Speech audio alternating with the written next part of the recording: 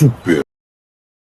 Bu kadar mükemmel somon biftekleri pişirmek için önce balığı doğru şekilde hazırlamamız gerekiyor. Öncelikle videoda gösterildiği gibi balığı kemikten temizliyoruz ve bir daireye sardıktan sonra mutfak ipliğiyle bağlıyoruz. Portakalı birkaç dilime ayırıyoruz ve kalan portakalı soya sosuna sıkıyoruz. Bal ve pul biber ilave ediyoruz ve iyice karıştırıyoruz. Biftekleri pişirme kabına aktarıyoruz ve olduğu sosla yağlıyoruz. Biberi ve portakal dilimlerini balık üzerine ekliyoruz ve pişmeye gönderiyoruz. Daha sonra portakalı soyup segmentlerini ayırıyoruz. Oldu segmentleri tereyağda kızartıyoruz. Sonra şekeri ve pul biberi ilave ediyoruz. En son suyla seyreltilmiş mısır nişastasını ekliyoruz. Hazır portakal püremizi tabağa aktarıyoruz. Üzerine de balığı ekliyoruz. Arkadaşlarım, çok bir lezzetli biftek önümüze geldi. Tarifi deneyin, beni de lütfen.